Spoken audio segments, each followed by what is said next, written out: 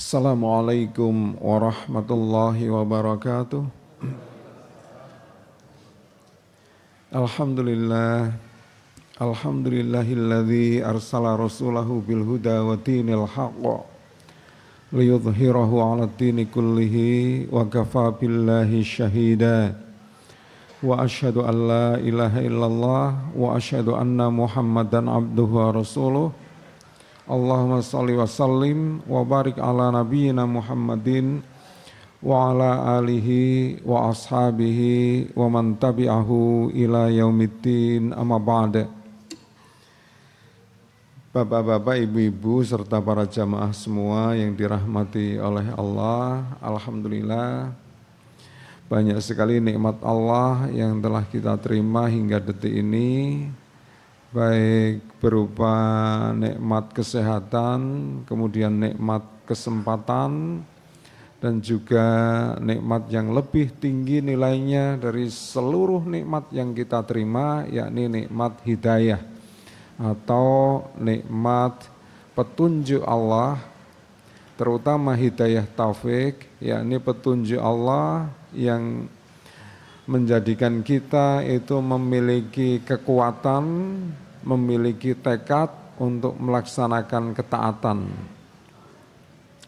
Dan hidayah taufik itu tidak diberikan kepada setiap hambanya, melainkan hanya diberikan kepada hamba-hambanya yang terpilih. Setiap orang mengetahui bahwa yang namanya thalabul ilmi itu merupakan suatu amal soleh. Bahkan setiap orang mengetahui, setiap orang yang telah beragama Islam, telah masuk Islam, dia tahu bahwa yang namanya salat fardu itu merupakan suatu kewajiban bagi setiap muslim. Juga setiap orang muslim itu tahu bahwa yang namanya puasa Ramadan itu merupakan suatu kewajiban. Tapi kita melihat bahwa tidak seluruh kaum muslimin itu melaksanakan kewajiban tersebut. Tidak seluruh kaum muslimin saat ini itu melaksanakan puasa Ramadan. Tidak seluruh kaum muslimin itu mau melaksanakan sholat 5 waktu. Padahal mereka tahu, mereka mendapatkan petunjuk Allah, mendapatkan hidayah Allah tentang hal itu. Kenapa mereka itu belum mau melaksanakannya? Karena mereka tidak diberi hidayah taufik. Hidayah yang berupa kekuatan, tekad di dalam hati untuk ikut melaksanakan puasa Ramadan, tekad di dalam hati untuk melaksanakan salat 5 waktu. Hidayah taufik itu hanya diberikan oleh Allah kepada hamba-hambanya yang terpilih. Dengan demikian kita semua yang telah sampai di majelis ini semoga merupakan hamba-hamba yang menjadi hamba terpilih tersebut. Bapak Ibu para jamaah rahimakumullah, ya. Panjenengan sampai di masjid ini dalam kondisi hujan saja itu sudah menunjukkan adanya tekad, itu nggih. Itulah kekuatan azam, kekuatan tekad. Dengan adanya tekad maka rintangan apapun itu diterjang. Termasuk rintangan yang berupa hujan ini.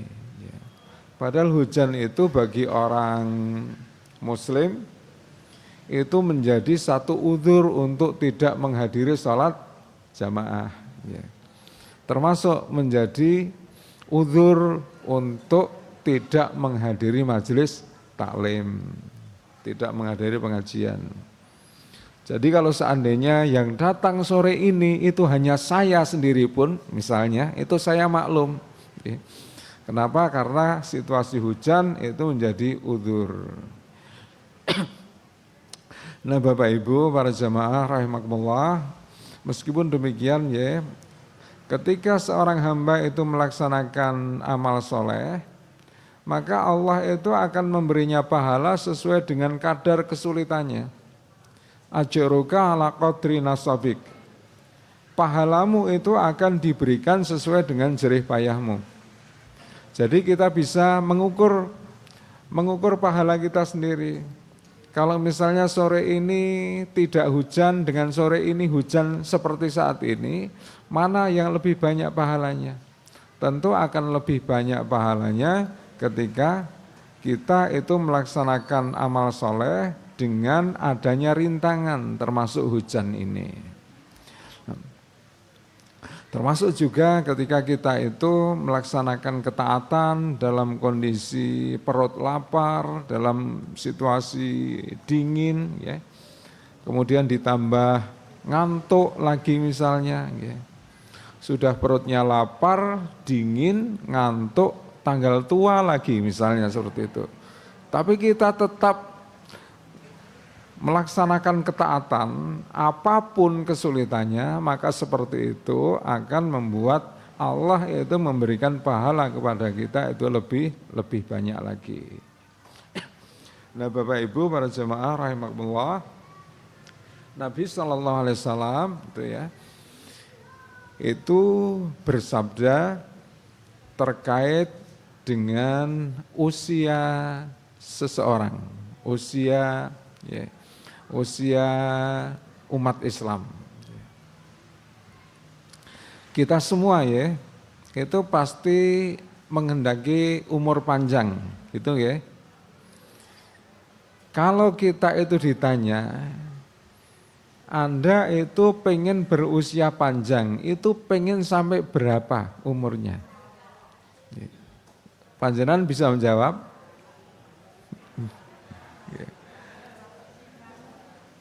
Pinten tahun bapak-bapak? Nah, ngeten. Usia kita itu sampai berapa tahun ya? Usia kita itu sampai berapa ya? Nah, saya kasih bocoran ya. Saya kasih bocoran ya. Nabi itu bersabda,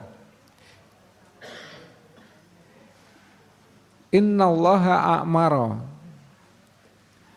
a'marallahu ala ummati ma baina sittin wa sab'in wa aqalluhum may yajuzu dzalik.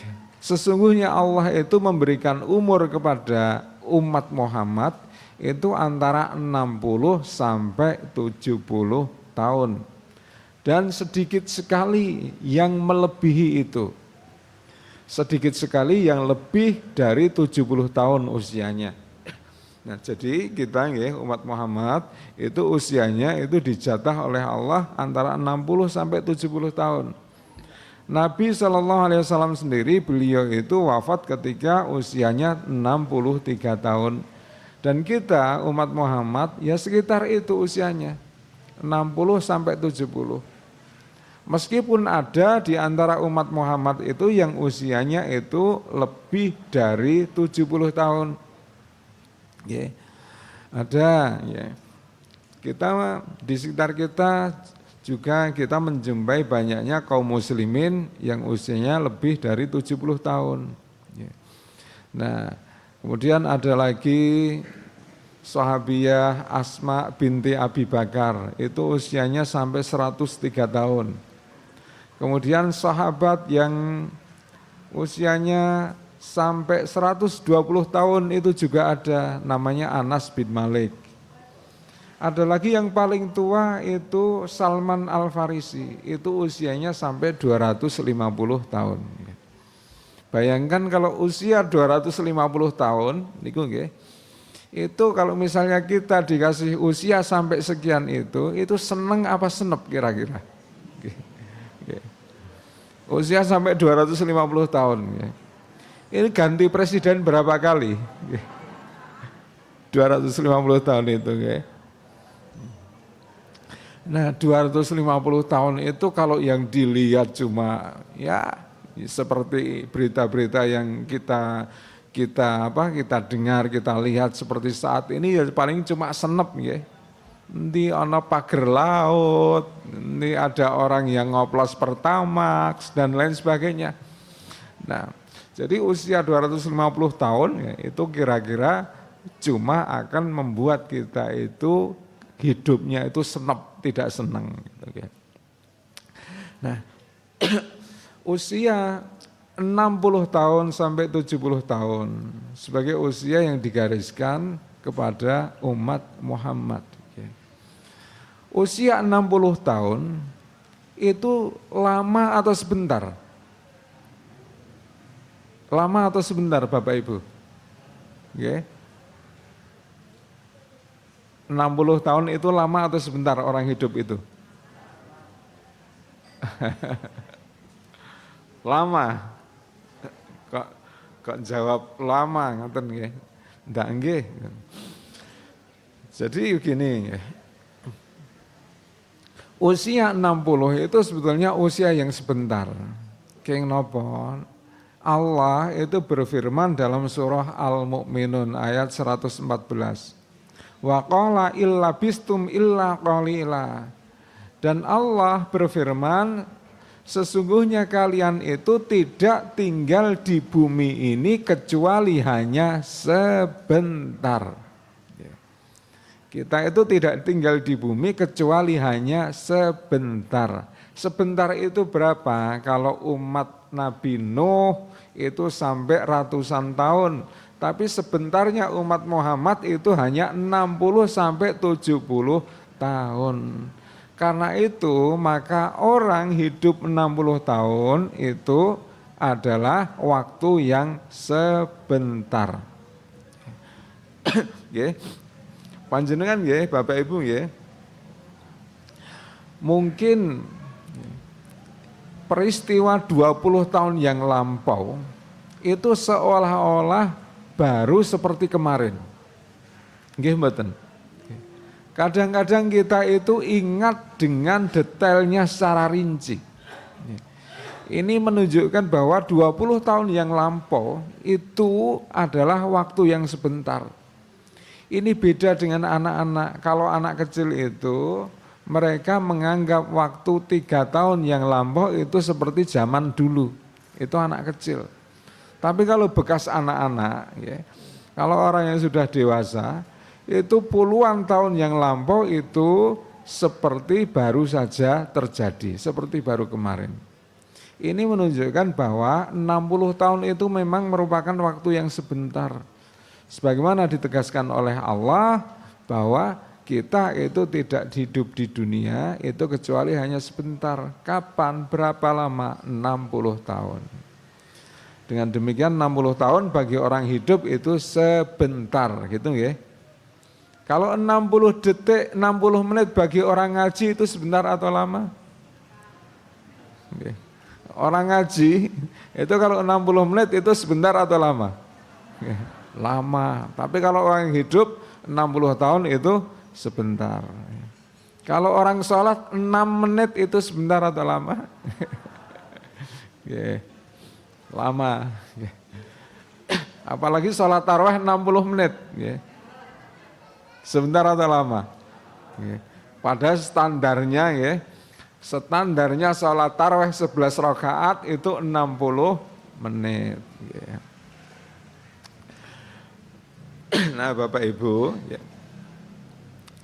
ya karena itu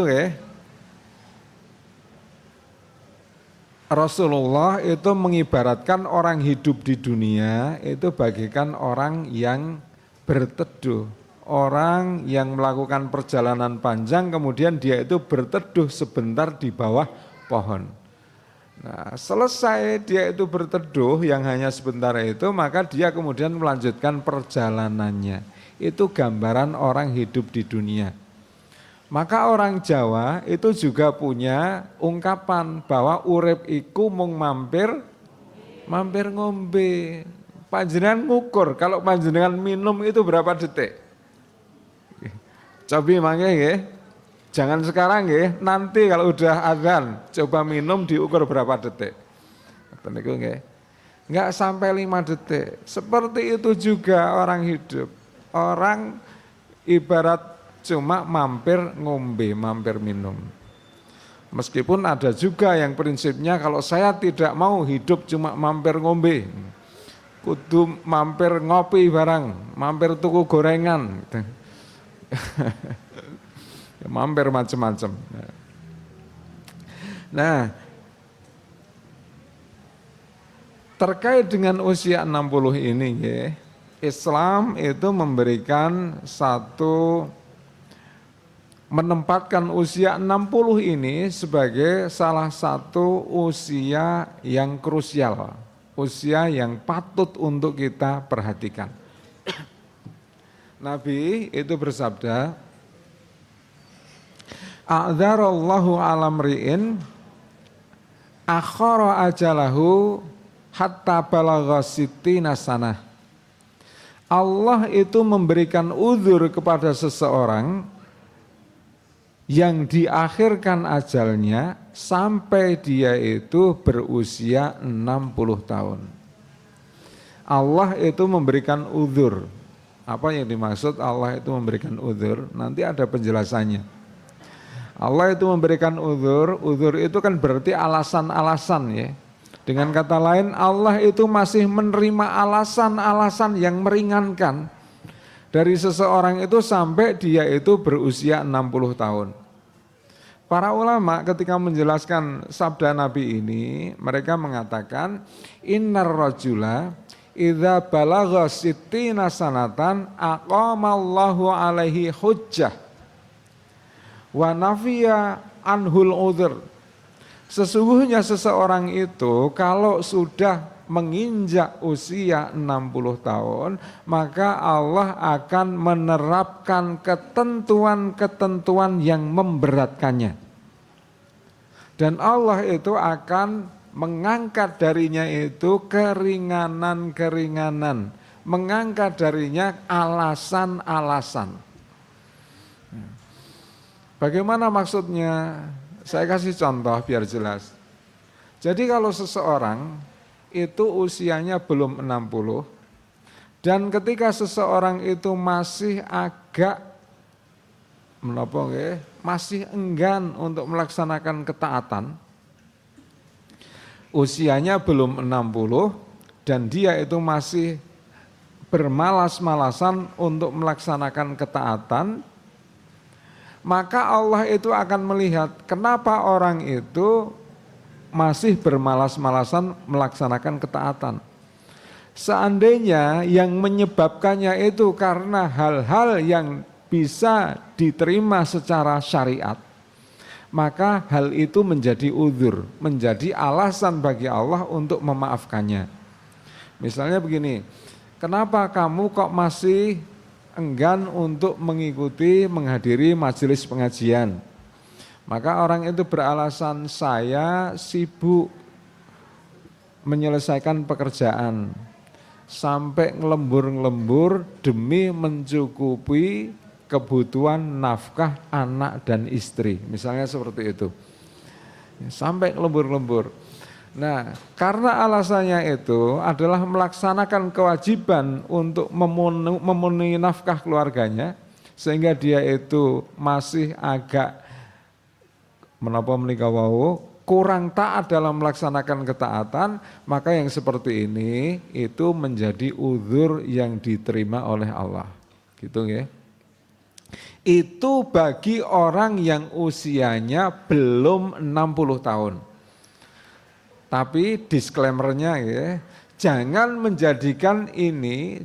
dijadikan hal ini sebagai alasan bagi orang-orang yang usianya belum 60 tahun untuk bermalas-malasan. Nah, jadi niki nggih, orang kalau usianya belum 60 tahun, maka Allah itu masih menerima uzur ketika dia itu masih enggan melaksanakan ketaatan karena disibukkan oleh kewajiban-kewajiban lainnya yang bersifat keduniaan. Tapi kalau usianya itu sudah 60 tahun, maka tidak ada alasan apapun yang akan diterima oleh Allah. Alasan apapun yang dikemukakan itu tidak akan lagi diterima oleh Allah. Sehingga misalnya ketika orang itu usianya sudah 60 tahun dan dia itu masih enggan melaksanakan ketaatan, apalagi dia masih belum melaksanakan kewajiban, belum mengerjakan sholat 5 waktu, enggan menghadiri majelis pengajian, Kemudian kalau ditanya alasannya, saya masih sibuk bekerja, saya masih sibuk lembur, maka alasan seperti ini tidak akan diterima oleh Allah. Kenapa? Kalau usianya sudah 60 tahun ngelembur di kantor, itu ngelembur apa? Dia sudah tidak saatnya ngelembur. Nah, kenapa kok alasannya tidak diterima oleh Allah? Sebab jatah usia umat Muhammad itu hanya sampai 60 tahun. Kalau seseorang itu sudah 60 tahun, kok dia itu masih enggan melaksanakan ketaatan, terus nunggu sampai kapan? Pertanyaannya begitu. Nunggu sampai kapan? Nunggu sampai 70, ya kalau dia itu masih diberi usia sampai 70. Tapi kalau sebelum 70 dia itu sudah ditemui oleh malaikat Israel. Nah, berarti dia tidak menggunakan kesempatan itu untuk mengumpulkan bekal bagi kehidupan di akhirat. Karena itulah maka Nabi itu memberikan wasiat kepada kita semua agar kita itu memanfaatkan kesempatan yang kita terima ini, ya, kesempatan untuk mengumpulkan bekal hidup di akhirat nanti itu dengan sebaik-baiknya. Nabi itu bersabda, ikhtanim khamsan qabla khamsin. Manfaatkanlah 5 perkara sebelum datangnya 5 perkara. 5 perkara itu apa saja? Syababaka qabla haramika. Waktu mudamu harus engkau manfaatkan sebelum datangnya masa tuamu. Kemudian yang kedua adalah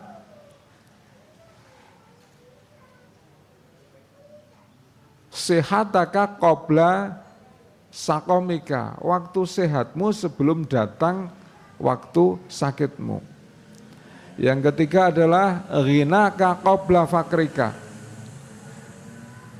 Saat engkau kaya itu harus engkau manfaatkan sebelum datangnya kemiskinan. Kemudian yang keempat adalah faraghaka qabla syughlika.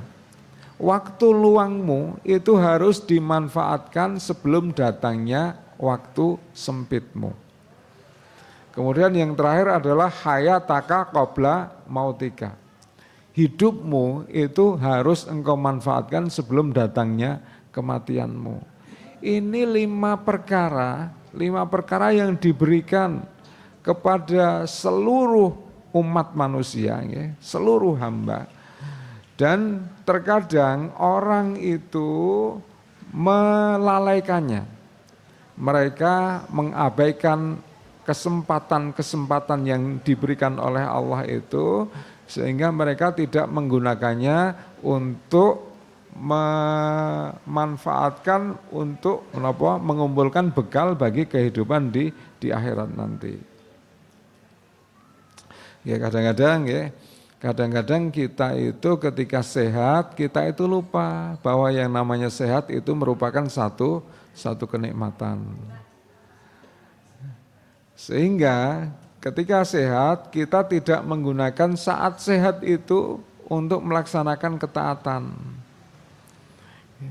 Sehingga Nabi itu bersabda, nikmatani mahbunun fihima katsirum minan nas. Ada 2 nikmat yang sebagian besar manusia itu melalaikannya. As-sihhatu wal faragh, yakni kesehatan serta kesempatan. Ketika sehat, kita itu lupa bahwa kesehatan itu merupakan suatu nikmat.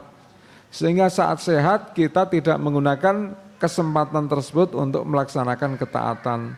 Kemudian Allah mengingatkan bahwa sehat itu merupakan satu nikmat dengan cara memberikan kita itu sakit.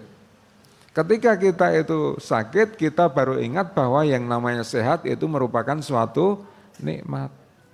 Begitu juga dengan kesempatan. Kesempatan itu merupakan suatu nikmat. Dan seringkali kita ketika diberi kesempatan oleh Allah itu kita tidak menggunakan dengan sebaik-baiknya. Misalnya ketika kesempatan masih muda, kesempatan masih sehat, kesempatan masih kaya, itu tidak kita gunakan sebaik-baiknya. Masih muda kita itu enggan untuk belajar ngaji, belajar membaca Al-Quran. Baru kemudian ketika kita itu sudah tua, itu baru tumbuh keinginan untuk belajar membaca Al-Quran. Padahal dalam kondisi seperti ini, belajar di saat muda dan belajar di waktu ketika sudah tua itu lebih mudah mana? Lebih mudah ketika kita itu masih dalam usia muda. Maka ada pepatah ini mahfudhat yang mengatakan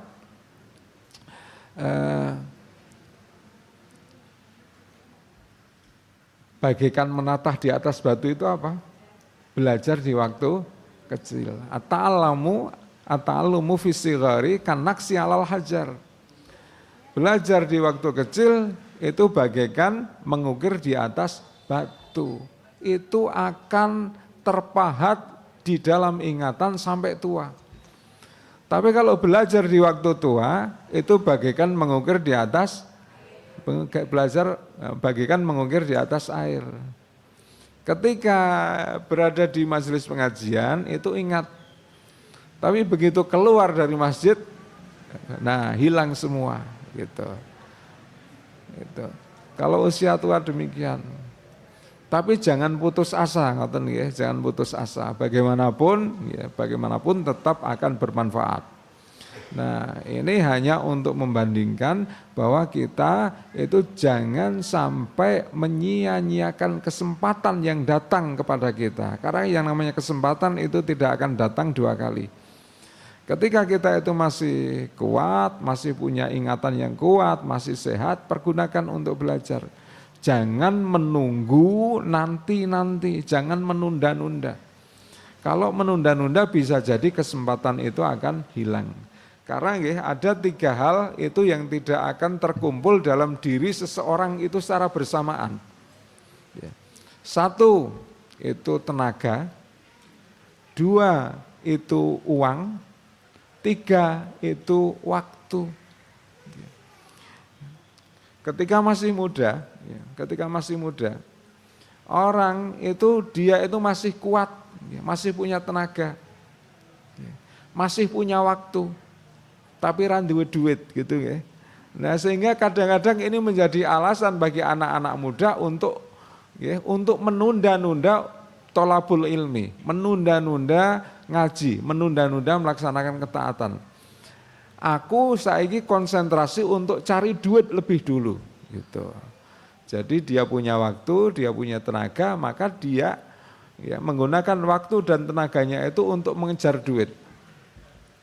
Nah, ketika dia itu sudah punya duit gitu ya. Dia bekerja, maka dia itu punya duit, punya tenaga, tapi dia tidak punya waktu. Waktunya dipakai untuk bekerja terus, sehingga dia tidak memiliki waktu untuk ngaji, tidak memiliki waktu untuk bahkan bersosialisasi. Ini tidak berkumpul waktu dalam kondisi seperti itu. Nah, kemudian ketika dia itu tua, dia baru memiliki waktu. Memiliki waktu, maka dia kemudian ikut ngaji. Bahkan ketika pensiun dia mulai sholat, itu ada juga. Dia punya waktu, punya duit, tapi enggak punya tenaga. Karena sudah sakit-sakitan, entah asam urat, entah encok, entah penyakit-penyakit yang lain.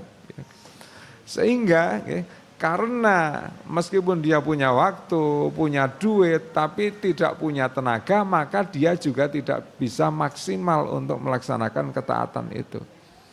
Jadi ini 3 hal yang jarang berkumpul pada satu waktu terhadap diri seseorang. Waktu, tenaga, dan uang. Nah, jadi kalau kita itu mau melakukan suatu ketaatan, jangan menunggu berkumpulnya 3 hal itu dalam diri kita secara secara sempurna. Karena jarang sekali 3 hal itu berkumpul secara sempurna. Jadi dengan kondisi yang ada yang kita terima saat ini, itu pergunakan semua itu untuk melaksanakan ketaatan. Karena itu merupakan cara mensyukuri nikmat yang kita terima. Nah Bapak Ibu, para jemaah rahimakumullah, karena itulah maka ya, jangan sampai kita itu menunda-nunda untuk melaksanakan ketaatan. Usia yang diberikan oleh Allah kepada kita sebagai umat Muhammad itu hanya berkisar antara 60 sampai 70 tahun. Kita perlu melakukan introspeksi, mawas diri dengan melihat usia kita masing-masing. Usia saya sudah sampai pada usia berapa? Kalau misalnya saya katakanlah 50 tahun, berarti kesempatan yang diberikan oleh Allah adalah antara 10 sampai 20 tahun lagi. Nah, jadi dengan sisa waktu yang ada itu, maka kita harus berupaya memaksimalkannya untuk kita manfaatkan dalam rangka mengumpulkan bekal hidup di akhirat nanti. Jangan sampai seperti yang disitir oleh Allah dalam surah Al-Mu'minun ayat 100. Wa idza jaa ahadakumul maut qala rabbirji'un. Orang-orang itu ketika telah datang kepada mereka itu maut, maka mereka itu kemudian mengadu kepada Allah, ya Allah, kembalikanlah aku ke dunia. Kenapa mereka itu minta agar Allah itu mengembalikan ke dunia? Dijelaskan oleh Allah dalam ayat selanjutnya 101. La'alli a'malu shalihan fi ma tarakt. Agar aku bisa melaksanakan amal soleh yang ketika di dunia itu aku tinggalkan. Jadi ketika di dunia dia meninggalkan salat, meninggalkan ngaji, meninggalkan puasa, meninggalkan ketaatan-ketaatan yang lain. Sehingga ketika mati dia menyesal, dan di akhirat dan di alam barzah dia itu memohon kepada Allah agar Allah itu mengembalikannya ke dunia. Agar bisa melakukan amal-amal soleh itu semua yang saat hidup dia meninggalkannya. Tetapi Allah mengatakan kalla innaha qailuha innaha kalimatun huwa qailuha. Sekali-kali tidak, itu hanya ucapan mereka saja. Wa min waraihim barzakhun ila yaumi yub'atsun. Sedangkan yang ada di belakang mereka itu adalah barzah, benteng sampai hari kiamat. Jadi kalau sudah mati, sudah di alam barzah, maka tidak ada peluang bagi kita sedikit pun untuk melaksanakan amal soleh. Amal soleh itu hanya diberikan oleh Allah, ya. Kesempatan untuk beramal soleh itu hanya diberikan oleh Allah selama 60 sampai 70 tahun. Waktunya bagaikan orang mampir ngombe, sebentar sekali.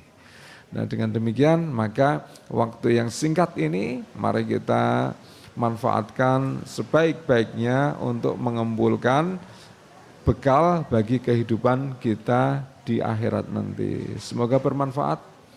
Ada kurang lebihnya mohon maaf. Saya akhiri. Nasrun minallah wa fathun qarib. Wassalamualaikum warahmatullahi wabarakatuh.